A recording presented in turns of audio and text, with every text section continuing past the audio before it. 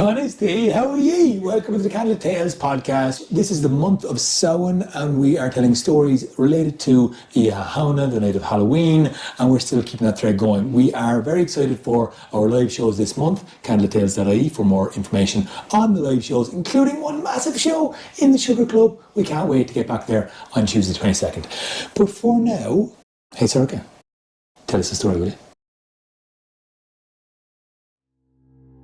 This story takes place in Donegal, in a place called Cilli. There are hills near Cilli, wild and desolate and rugged, and the town itself was small. Now there was a man named Sean Maguire, who was a solitary type of person, and he liked to go out walking. He liked to go out walking in the evenings, late at night.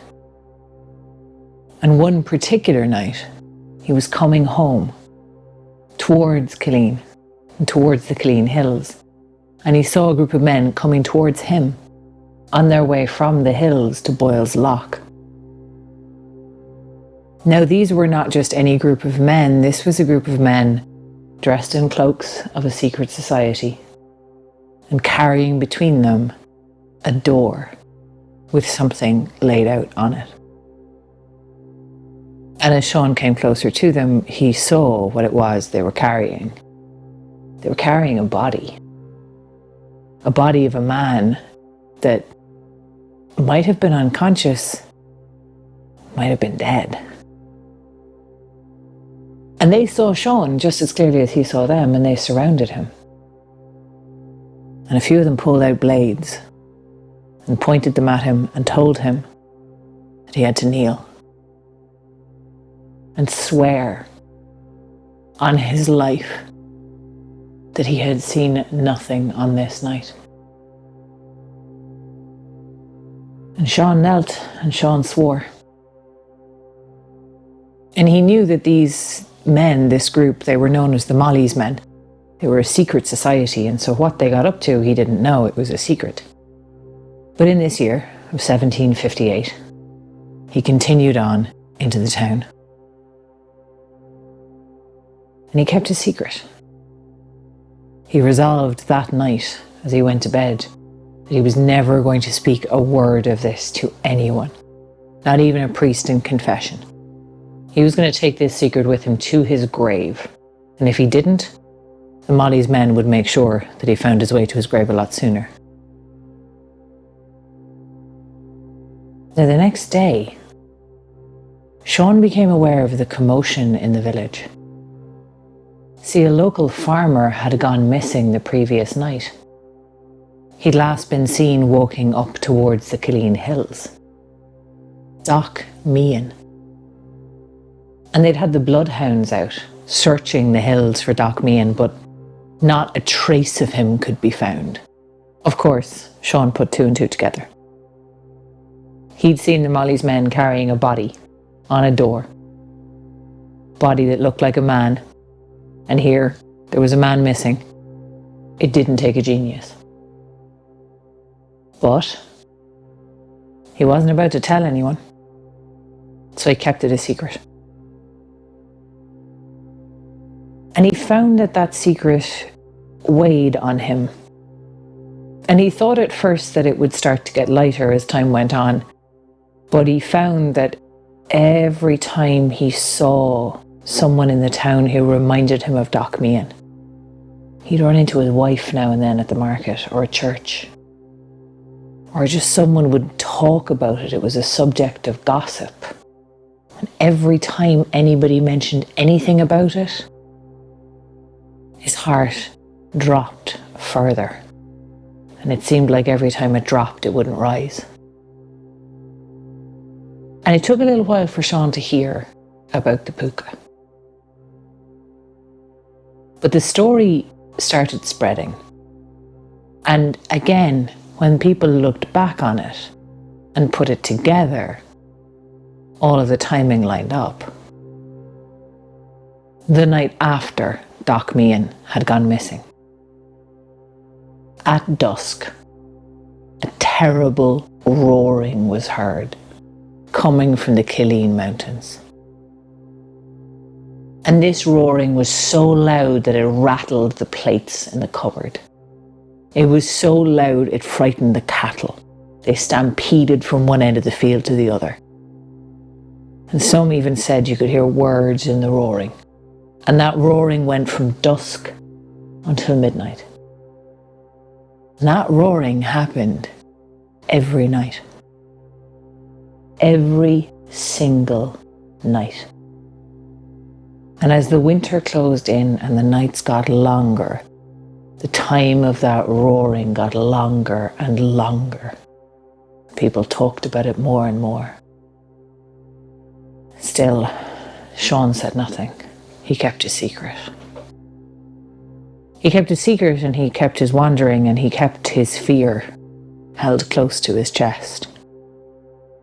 And although the secret and the fear gnawed at him, the fear always won. The fear of the Molly's men. The fear of the retribution he'd bring on himself if he told the truth. That he knew what had happened to Doc Meehan. And he knew fine and well that that man's body was at the bottom of Boyle's Loch. And then one night, around Samhain, he stayed out a little later than he meant to. And on his way home, he realised that he was going to be passing the Cilli hills just as dusk started to fall. So he quickened his pace, tried to beat the sunlight as it leaked away out of the sky, and he saw the oranges and reds flare up, and he saw the sun dropping low towards the horizon, and his own shadow stretching out behind him, and the shadows of the tree branches lengthening. He quickened his pace, and he hurried more. But then he heard it. The roaring. And it seemed to be coming from just the other side of the ditch. There was nothing to be seen but a barrel. And out of that roar, he heard a voice. Why? Tell me, why was Doc Meehan killed by the Molly's men? Sean felt like his heart had stopped beating for a second. To hear the Púca speak. But he didn't know the answer. And so he picked up his feet and he ran as fast as he could. And he came into the town just that evening as people were coming out of midnight mass, the evening service.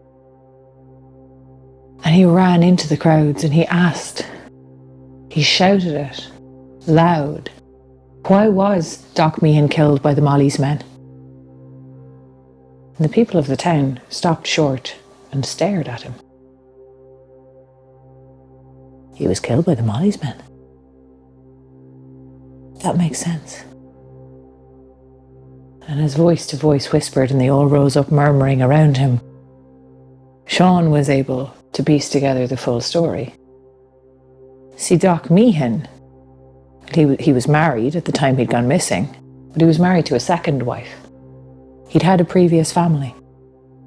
He'd been married and he'd had 2 children with his first wife. And then he'd left her. And he continued to support the family until he married again.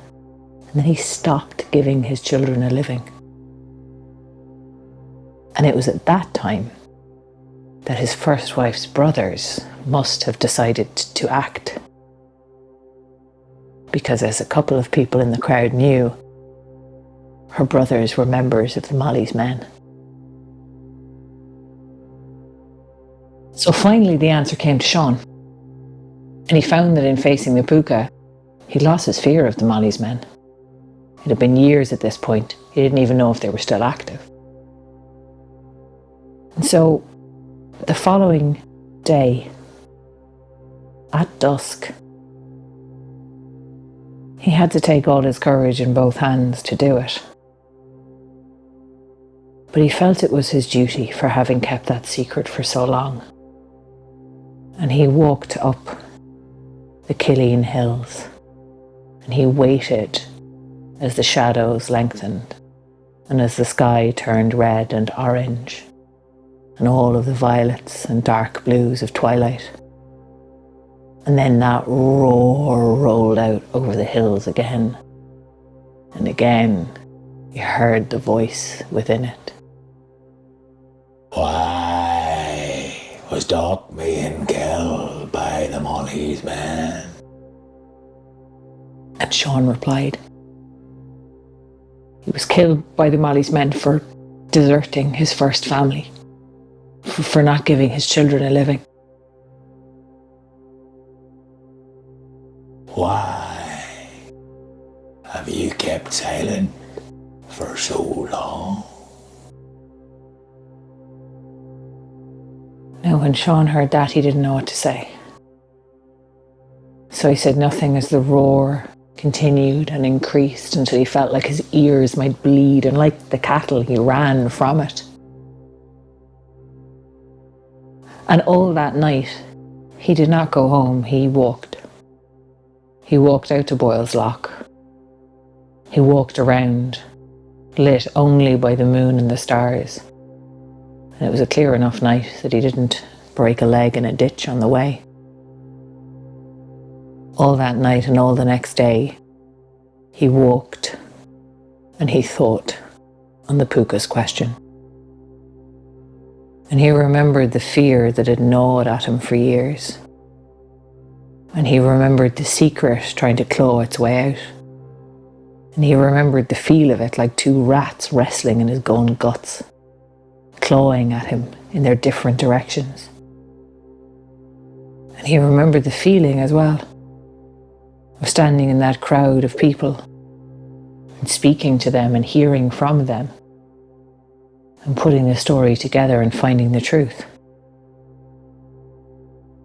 And how, even though he still was afraid that the Molly's men might punish him, his whole being felt lighter. And even the fear was something that he could accept. Something he couldn't control. Something he could let go of. And so resolute, he walked back to the Cilli hills as the shadows were lengthening again. The sky was painting itself in all its colours. And he waited by the same ditch to see the same barrel he'd seen the first 2 nights. Waited for that roar to roll out across the hills. And the voice came. Now, tell me, why did you stay silent for so long? And Sean looked at the Púca, the barrel. Looked innocuous, but all this sound and all this voice emanating from it. And he said, I think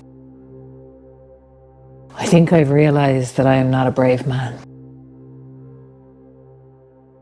Well, how have you found the courage to come back and face me? And it was really only when he was asked that Sean realised what a frightening position he was in. Here, after dark, talking to a Púca in the hills, far from everyone. A Púca that could be kind and could be wildly, creatively cruel in the way of the fair folk. But he felt the answer bubbling up inside him. And so he spoke straight away. And he said, I've realised that there are worse things. That holding on to fear, that living with fear is worse than facing it. And whatever you do to me, and whatever the Molly's men do to me, can't be worse than having kept that secret in fear for so long. He spoke those words out. And it was only as he trailed off that he realised he was speaking them into silence. And he looked at where the barrel had been, and there was nothing there. There was no voice. There was no roaring. There was nothing but peace over the hills of Cilli.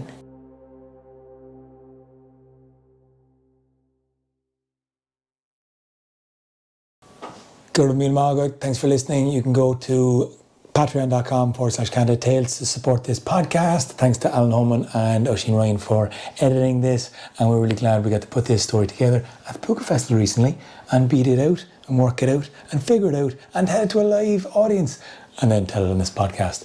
More stories coming very soon with stories and chats and live shows. Stay tuned. Cheers.